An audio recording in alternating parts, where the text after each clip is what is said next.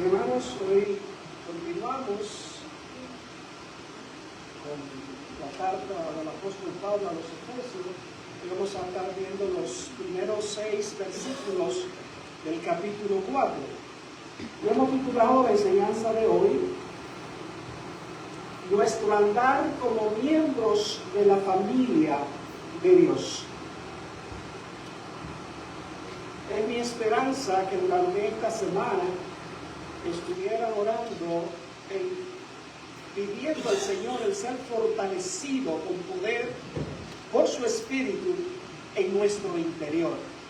Y esto va a ser necesario para las demandas que de manera práctica el apóstol va a requerir de la iglesia, de los miembros de la familia de Dios. Pedir que seamos llenos de la plenitud de Dios. En ese sentido, que seamos cada vez menos nosotros y Dios más.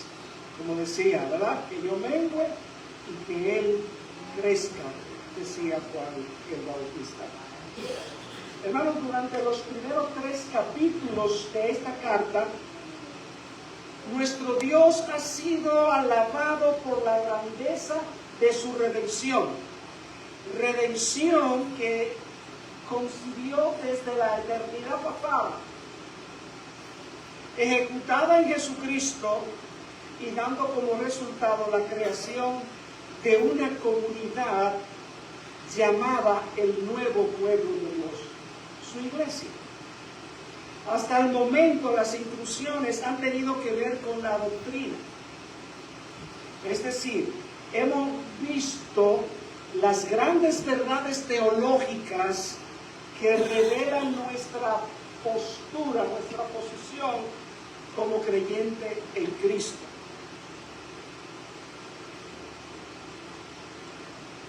Hermanos, el plan eterno de Dios, sus bendiciones, su conocimiento y poder, su obra de misericordia y gracia, auspiciando reconciliación y paz, dando origen a su iglesia.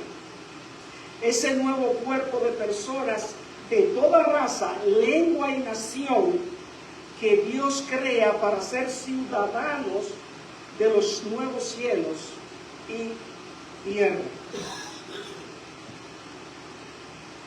Pero a partir de ahora el apóstol se dirige su exhortación a vivir de acuerdo a lo que Dios ya ha hecho en nosotros y lo que Dios está haciendo por medio de nosotros, su pueblo.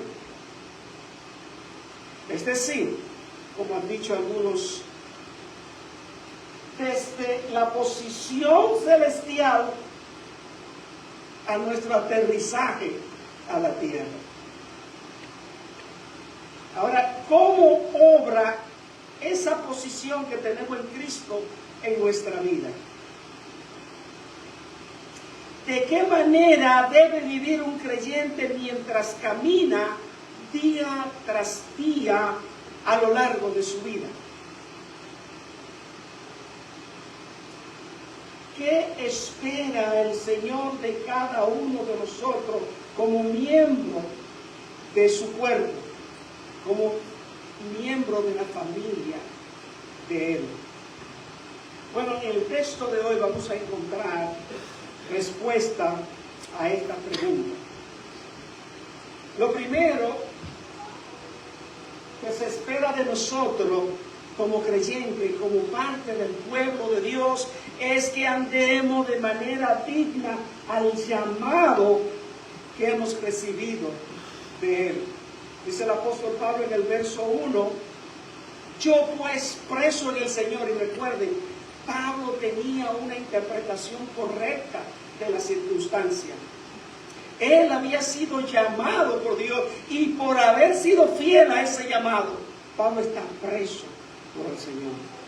Y dice, os ruego, hermano, un hombre que ha recibido revelación de Dios, de cuál es el plan de Él para su iglesia, está rogando. Y es que Pablo se muestra como ejemplo para nosotros de humildad. Pablo, en su condición humana, tenía sobradas razones para estar orgulloso. Y él describe quién él era. Hebreo de hebreo, instruido a los pies de Gamaliel, celoso de las normas y costumbres de las leyes, aventajaba a sus compañeros fariseos, pero todo eso lo estimó como basura por causa del amor de Cristo. Así que Pablo es ejemplo de uno que ha vivido el llamado, uno que también da evidencia de ese andar digno de ese llamado. Y él dice que andéis como es digno de la vocación con que fuisteis llamados. La palabra andar se emplea con frecuencia en el Nuevo Testamento para hacer referencia a la conducta diaria, a la vida cotidiana. Y ese va a ser el tema del capítulo 4, capítulo 5 y capítulo 6. Cómo debe ser nuestro andar en cada una de las áreas que van a describir estos capítulos, incluyendo la disciplina de los hijos, incluyendo la relación de los esposos, incluyendo la relación laboral, no solamente eclesiástica. Este llamado, hermano, tiene origen ¿dónde? En Dios. Se realiza por medio del Evangelio. Tiene como objetivo una vida de santidad a semejanza de Cristo, controlado por el Espíritu Santo para la gloria de Dios. Así que Dios nos ha elegido, nos ha traído las buenas nuevas a través de Jesucristo, y hoy nosotros somos llamados a andar en santidad, pero guiado bajo el Espíritu Santo con el que nos ha sellado. Por eso necesitamos cada día depender del Espíritu Santo, pedir al Señor ser fortalecido en nuestro interior por el Espíritu Santo que Él nos ha dado. Y todo esto es para la gloria de Dios. Esa es la vida del creyente. Andar en santidad, guiado por el Espíritu, para la alabanza y la gloria de Cristo, la gloria y la alabanza del Padre. Hermano, el creyente que anda como es digno de la vocación con la que ha sido llamado, es aquel cuya vida diaria corresponde a su elevada posición como hijo de Dios. Muchas veces olvidamos cuál es nuestra posición. Nosotros somos extranjeros y advenedizos en esta tierra. Nosotros somos ciudadanos del reino de los cielos. Y debemos andar con esa visión, de esa manera. Nosotros somos hijos de Dios y somos coherederos con Jesucristo. Su vida, la del creyente, nuestra vida debe ser una vida coherente entre lo que nosotros creemos y lo que nosotros hacemos. Como cristianos fieles y obedientes, nosotros tenemos que atrevernos a decir, como dijo el apóstol Pablo en Filipenses 3:14, prosigo a la meta, al premio del supremo llamamiento de Dios en Cristo Jesús. Este llamado que Dios nos ha hecho y que debemos andar dignamente conforme a Él es de toda la vida. La vida cristiana es una carrera maratónica, hermano, no termina. Puesto los ojos en Jesús, el autor y consumador de la fe. Corramos por delante, dice el autor de Hebreos, en el capítulo 12, versículo 1, 2 y 3. La carrera que tenemos. Pues, hermano, prosigamos hacia la meta, al supremo llamamiento que tenemos de Dios en Cristo Jesús. ¿Cómo se ve este andar en la práctica? ¿Cómo otros que te conocen pueden darse cuenta que tú estás andando de la manera digna al llamado que Dios te ha hecho? ¿Cuáles son los indicadores que pueden mostrar que tú andas conforme a la vocación, al llamado que Dios te ha hecho?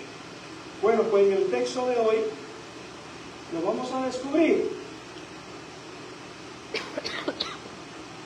Las características del andar digno del creyente. ¿Cuáles son?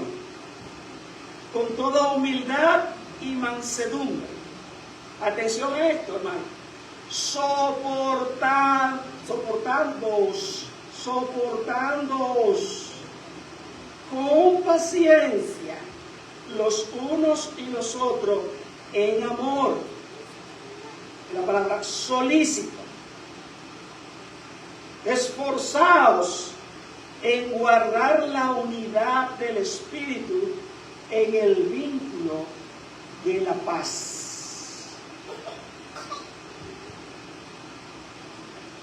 Yo no sé si mis amigos y hermanos hondureños saben que en la cercanía de la ciudad de Tela, que es del municipio de La Atlántida, esa gente son caribeños, deben parecerse un poco a nosotros los dominicanos. Allá en Honduras hay lo que se llama un parque botánico conocido como Lancetilla. Y los guías turísticos suelen llevar a los turistas a ver lo que se llama el árbol mirística de la India, que produce lo que a nosotros nos encanta, los dominicanos, no sé si Manuel se acuerda, la nuez moscada. La nuez moscada solemos rallarla en un poco de café y eso es exquisito. Le da un buen sabor. Buen sabor. Los pasteles, esos chocolates con nuez moscada son riquísimos. La batida también, eso es riquísimo. Bueno, pues la nuez moscada tiene una cobertura carnosa que se llama masis. Es decir, la nuez, la semilla, la nuez moscada, y lo que cubre se llama masis y se conoce como arilo. Ambos condimentos tienen sabores únicos y se pueden usar por separado. Las cocineras expertas, yo espero que Glenda sepa hacer eso y Heidi, las confecciones en pasteles y otros bocadillos sabrosos, saben que cada uno de estos condimentos tiene su propio sabor. Saben también que sin condimento no quedan tan buenos y que con más condimento son más sabrosos. Pues mira, hermano, el andar digno de nuestro llamado como miembros del pueblo de Dios es una combinación de varios ingredientes y son complementarios que resultan en algo de buen gusto, que generan paz y unidad en la iglesia, pero también sirven de testimonio al mundo. La falta de cualquiera de esos ingredientes hace más simple el gusto de la iglesia y más conflicto entre nosotros. Piénsenlo. La mayoría de nuestros conflictos, nuestra ausencia de paz, nuestra ausencia de unidad, está basada en obviar estos ingredientes, estas aptitudes con las que nosotros debemos andar y que la palabra de Dios nos insta a hacerlo.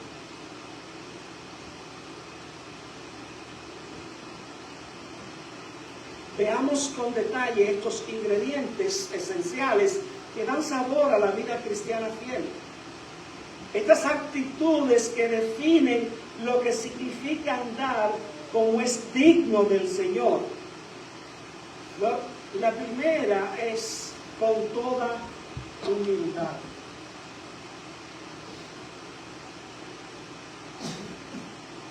Bueno, piénsenlo.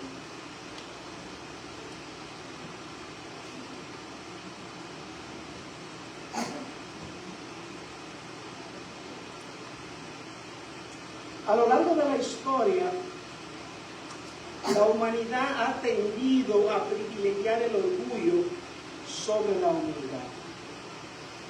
Las sociedades tienden a reconocer y a celebrar a quienes han alcanzado logros notables.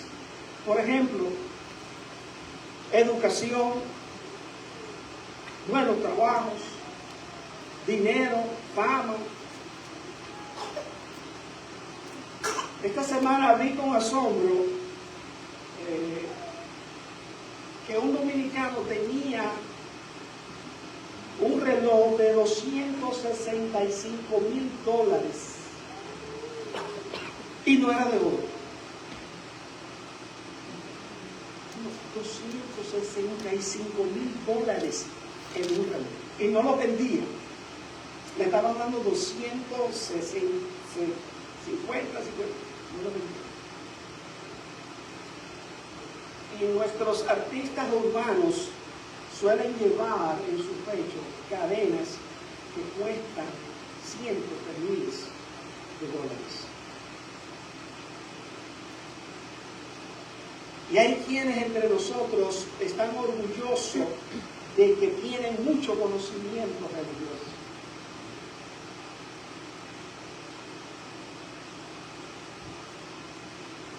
Sin darnos cuenta, nosotros podemos estar impregnados de orgullo. Y el orgullo va a socavar la unidad y la paz entre nosotros. Y va a marcar un mal ejemplo para el mundo que necesita ver a Cristo en nosotros. Tus habilidades que Dios te ha dado para usarla en favor de su pueblo se puede convertir en una fuente de orgullo para ti. El crecimiento de la iglesia, lo que pasa en medio nuestro, nuestra vida como creyente, hermano, debe ser moldeada de acuerdo al propósito de Dios mismo y no por cualquier otra cosa como la cultura, las ambiciones y los prejuicios personales. Hay prejuicios personales que dividen, que irrumpen con la paz en la iglesia del Señor.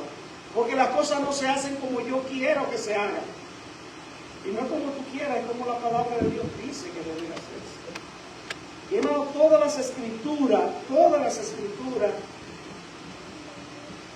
llaman a la humildad. Por ejemplo, a la honra precede ¿qué? La humildad. Proverbio 15:33. Dios resiste a los soberbios y da gracia a los humildes, dice Santiago en el capítulo 4, verso 6. Las riquezas, hermano, vean esto, honra y vida son la remuneración de la humildad y del temor de Jehová. Entonces, hermano, el punto no es el que podamos disfrutar de todas las bendiciones que el Señor nos ha dado. Es la actitud con la que nosotros vivimos frente a esas bendiciones. El hecho de que tú tengas recursos es para suplir tu necesidad y tener con qué compartir con el que padece necesidad. No es para que te llenes de orgullo, no es para que te veas superior a otro hermano, no es para que tú pienses con desdén de aquel que no ha alcanzado el nivel educativo, que no tiene la casa que tú tienes, que no tiene el vehículo que tú tienes, que no anda con las prendas que tú sueles usar. Jesús dijo esto: llevad mi yugo sobre vosotros y aprended de mí, que soy manso y humilde de corazón. Nuestro Señor y Salvador vino a la tierra, oye esto, Manuel, siendo el Dios encarnado, creador de los cielos y la tierra, dueño del oro y la plata. Dice que de Él es la tierra en su plenitud y todo lo que en ella hay. El Salmo 24:1. Y nació en un pesebre. No tuvo posesiones terrenales excepto un manto que los soldados se rifaron. El Señor fue criado en una familia campesina y el que era dueño de todo, cuando murió, tuvieron que usar una tumba prestada.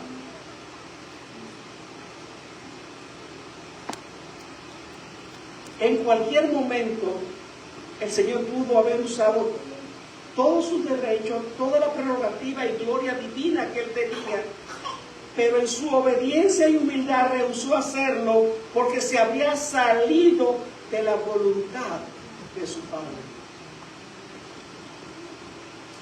Hermano, Jesucristo es el único, la única norma, el único modelo por el cual se puede juzgar la rectitud y el agradar a Dios.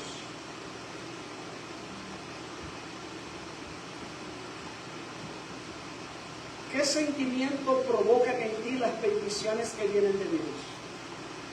¿Te hacen más humilde o te convierten en más orgulloso?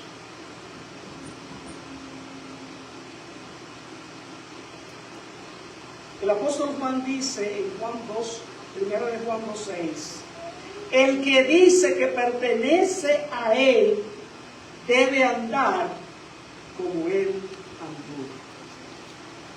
Andar conforme al llamamiento que Dios nos ha hecho de una manera digna, es andar como Cristo andó.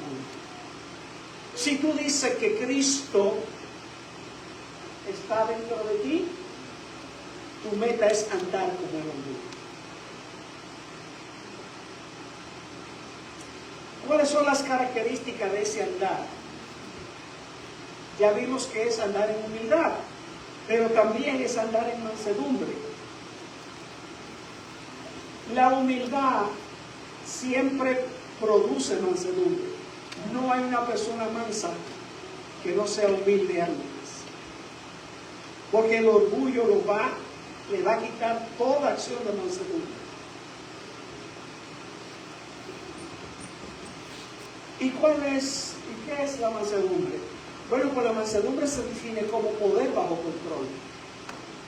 Y en el caso de nosotros, la mansedumbre bíblica es poder bajo el control de Dios. Una persona mansa, por lo general, es tranquila, discreta, apaciguadora, no es vengativa, ni anda a la defensiva.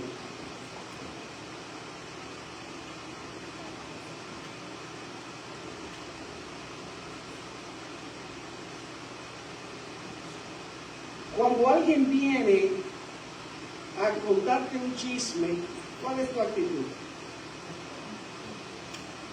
Cuando alguien viene a hablarte de un problema de otro hermano,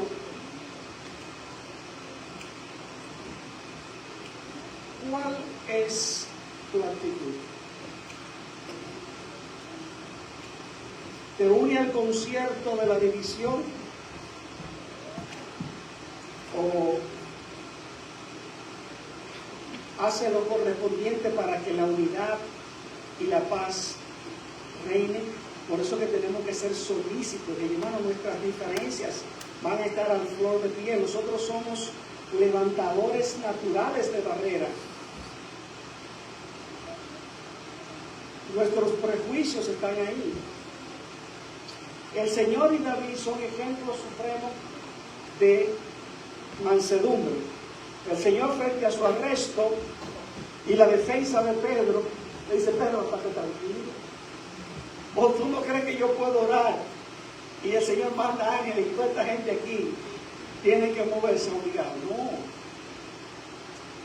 David, cuando tenía a su enemigo Saúl en la cueva, tiene poder, pero bajo control. Y en ambos casos primó la voluntad de Dios. Podría matarlo. No, claro. Y el Señor podía haberse librado, pero se pasó la noche en ese maní. Y dijo: líbrame de estas cosas, sino que se haga tu voluntad. Por ende, lo que está ocurriendo ahí es la voluntad de Dios. Tú no tienes que levantar una espada para defender esto, Pedro.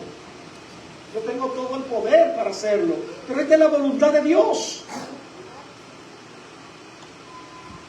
¿Con cuánta mansedumbre tú toleras al que te ofende? Tú tienes el poder y el derecho. Pero ¿qué dice la voluntad de Dios sobre eso? Que lo perdone, que lo restaure. Hermano, la paz y la unidad es el resultado de ser guiado por el Espíritu Santo para que estas virtudes que son fruto del Espíritu empiecen a moverse en nuestro andar y nuestras relaciones interpersonales. Una persona mansa es un pacificador, perdona sin dilación, ayuda a restaurar a un hermano caído, como dice Gálatas 6:1. Tiene una actitud correcta hacia los no salvos. No mira con resentimiento o superioridad. Usted no ha escuchado, dice, ese borracho que es de mi vecino, yo no sé cómo, yo no me junto con esa gente, esa gente de tal esquina. Eso es orgullo. Una persona mansa está orando y viendo la oportunidad de cómo el vecino puede llegar al evangelio. Tiene poder para llamar a la policía para que le quiten el aparatico ese que está molestando. Pero igual puede ir a hablar con él y animarlo. Dice el vecino, por favor, ¿podrías bajar el volumen? Una persona mansa tiene poder para hacer otra cosa, pero está bajo la voluntad de Dios. La otra, hermanos, es soportándonos con paciencia los unos a los otros. ¿Cuál es la palabra? ¿Qué dice? Soportándonos. ¿Qué significa eso ahí? Que va a haber diferencia. No todos tenemos el mismo nivel de madurez espiritual. No todos tenemos la misma experiencia y el mismo conocimiento.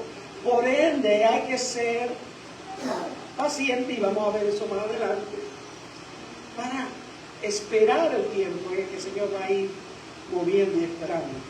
¿Cuántos de tus hermanos te han exasperado en esta semana? Que no han hecho lo que tú esperabas, que no hicieron lo que prometieron hacer. ¿Cuál fue tu actitud?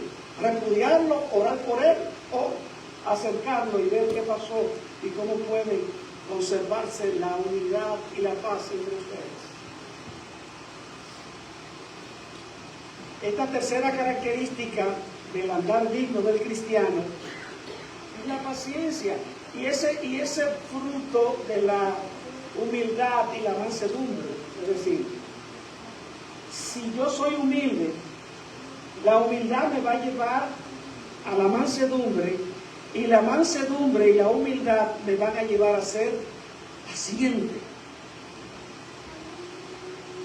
La paciencia tiene el significado literal de aguante y se traduce en algunas veces como resistencia. Esta paciencia, hermanos, se manifiesta con una actitud de tolerancia amorosa hacia los demás. Por eso la persona paciente resiste todas las circunstancias negativas y nunca cede ante ellas.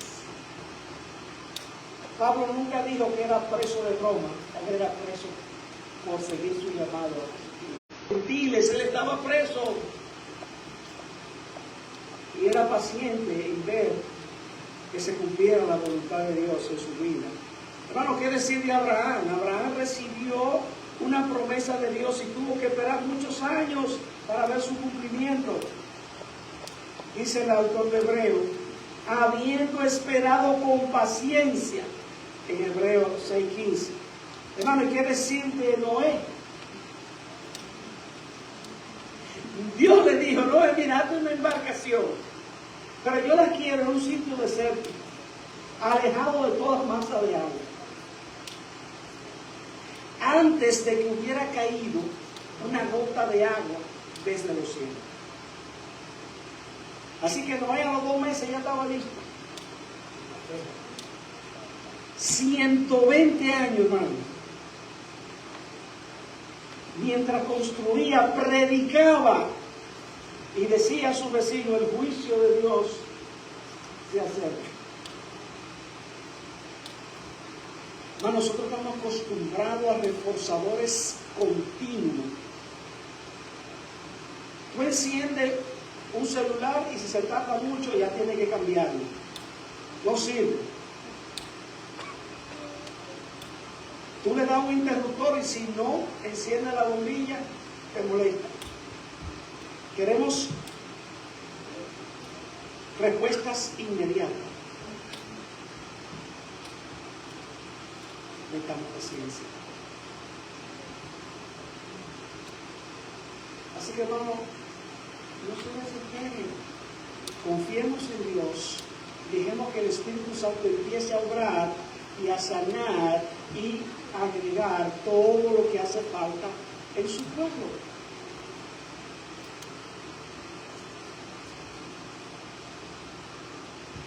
La siguiente cualidad del andar del cristiano es el amor. No sé si se fijan cómo el fruto del Espíritu está fluyendo en estas cualidades.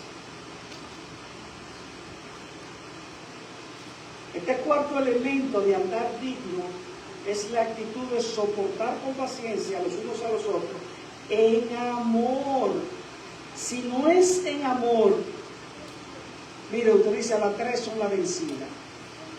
Falló la primera, hermano, ¿qué te pasó? Ah, no, está bien. La segunda, hermano, está fallando mucho.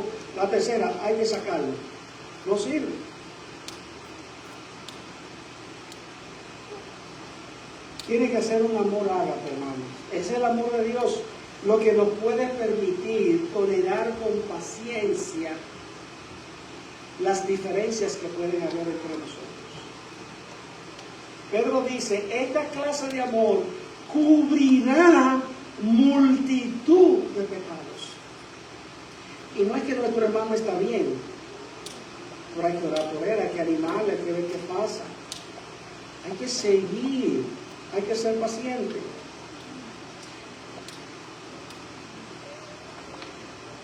En la cultura griega se distinguen algunos tipos, hay algunos conceptos para definir algunos tipos de amores o de amor. Está el amor eros, que es un amor hacia uno mismo, porque se interesa por el otro solo en la medida de lo que puede obtener de él. Y este es el que se llama el amor romántico, amor sentimental.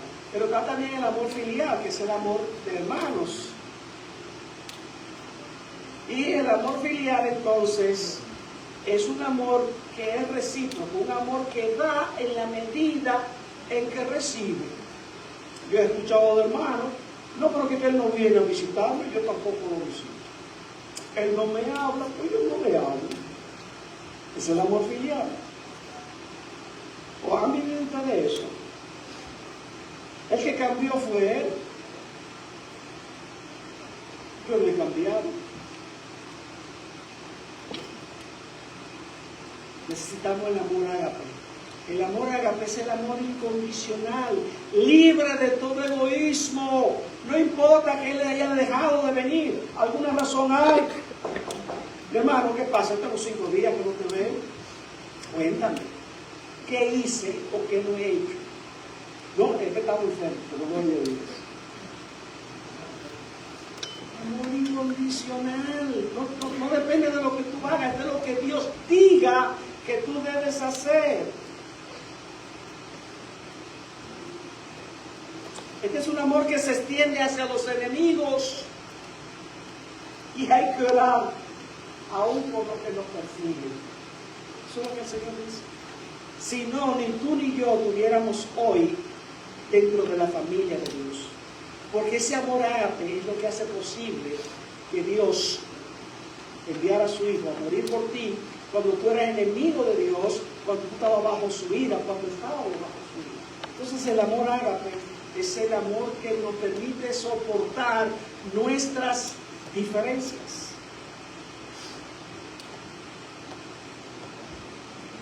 Hay una característica más del andar digno: solícito en guardar la unidad en el espíritu, en el vínculo de la paz. Y esa unidad es en el espíritu.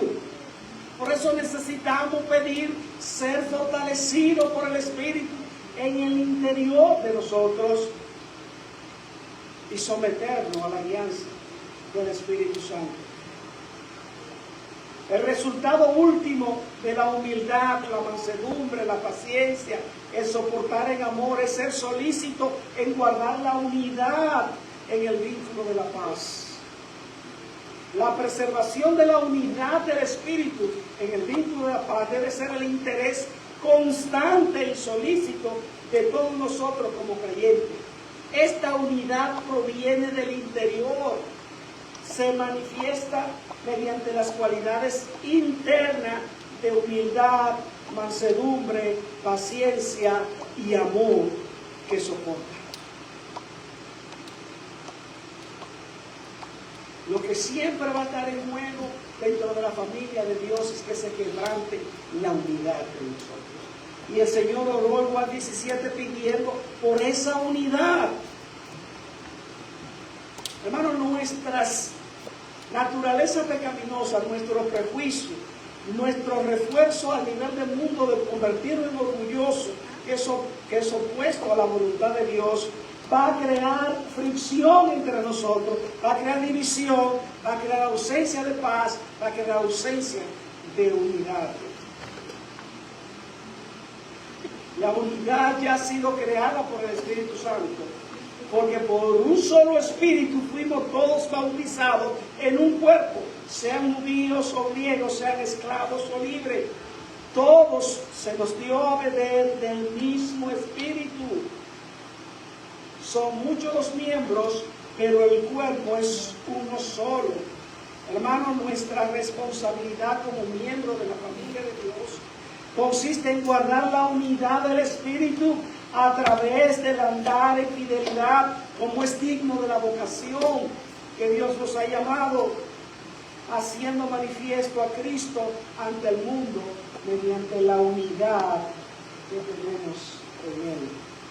Por eso ustedes van a ver que la causa de este andar digno, y no puede haber excusa en ninguno de nosotros, es un cuerpo, es un espíritu, es una misma esperanza, es un mismo Señor, es una misma fe, es un bautismo, es un Dios y Padre. No hay opción. Tú no puedes decir, yo tengo esto, no, que la iglesia yo decidí escoger. No. Uno. Un Señor, una fe, una esperanza, un bautismo, un Padre y Dios. No hay ninguna razón para que no se conserve la paz y la unidad entre nosotros, salvo que no sea pecado. El pecado del orgullo, que va a permear muchísimas formas de pecado. Cuando alguien hace algo y tú te molestas, es porque tú te sientes con derecho de que te ha ofendido. Eso es orgullo. Igual puedes saber que te ha molestado, pero ¿cuál es el paso?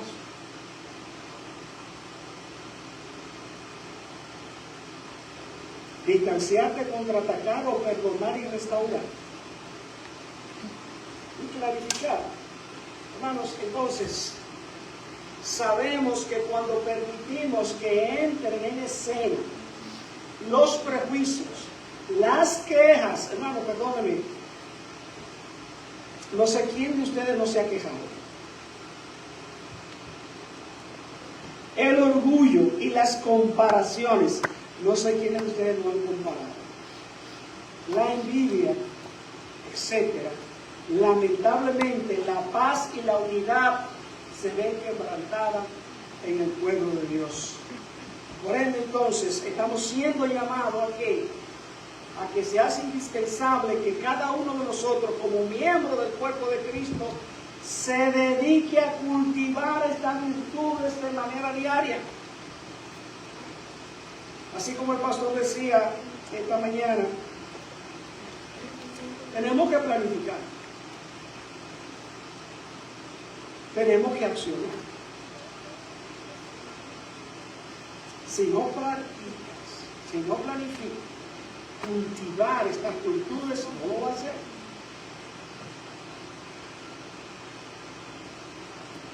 La humildad debe ser un reflejo del entendimiento de nuestra posición en relación con Dios y con los demás, mientras que la mansedumbre nos permite actuar con gentileza, consideración, incluso frente a situaciones adversas.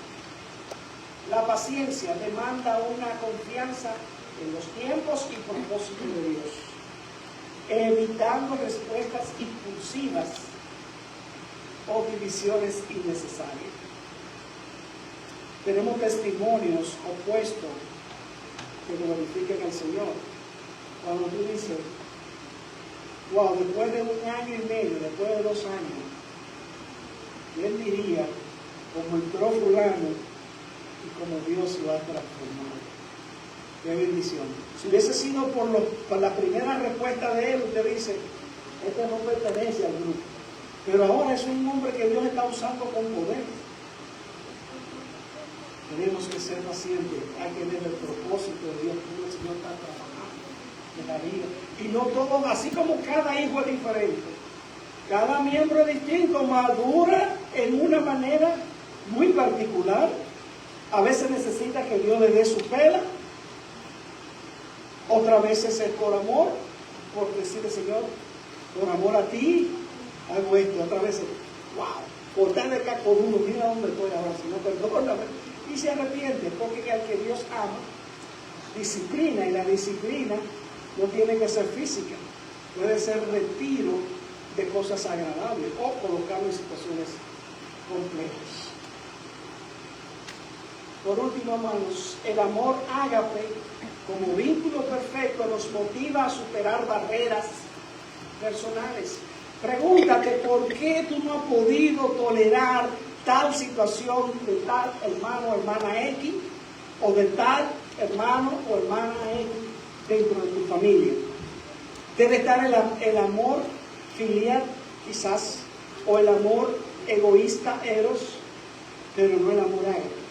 Porque el amor ágape te invita a superar esa dificultad, esa barrera personal.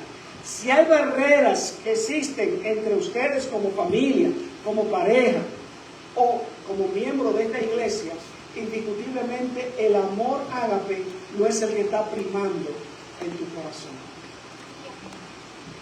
Podría ser el filial en el mejor de los casos, y en el peor de los casos el amor egoísta. Las cosas tienen que verse como tú crees y entiendes deben hacerse. La iglesia como cuerpo de Cristo está llamada a ser faro de luz y esperanza, demostrando que la verdadera paz y unidad en un mundo que no tiene paz, que no tiene unidad, tiene que verla en nosotros, que somos la sal y la luz. ¿Y cómo puede ser eso posible si no cultivamos la unidad en el Espíritu? Con mansedumbre, con humildad, con paciencia, con amor ágape, con tolerancia.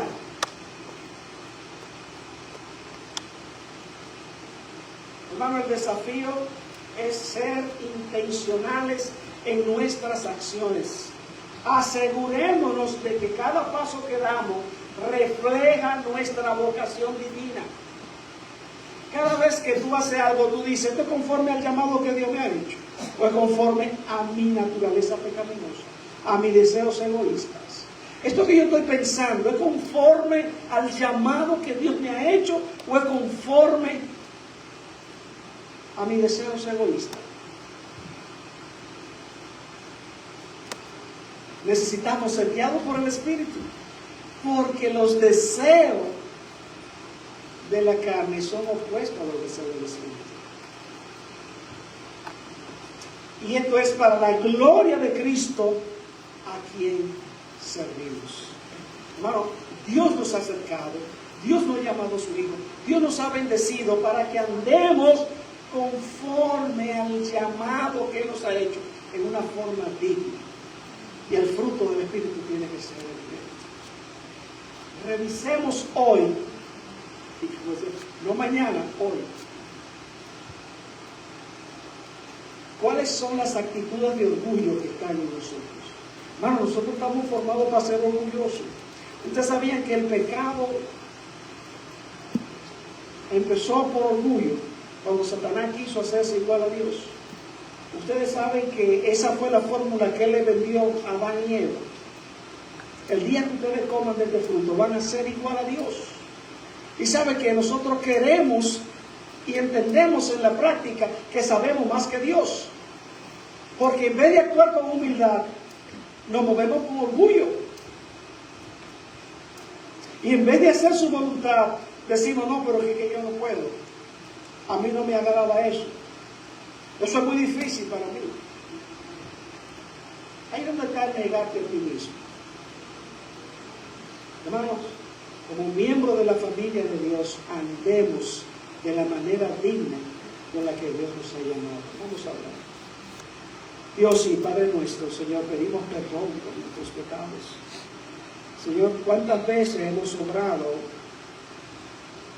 basado en nuestras heridas que tienen como base el orgullo, Señor? Ayúdanos a ser humildes como tu Padre. Ayúdanos a ser mansos. Ayúdanos, oh Dios, a ser pacientes. Ayúdanos, oh Dios, a amar como tú amas, Padre.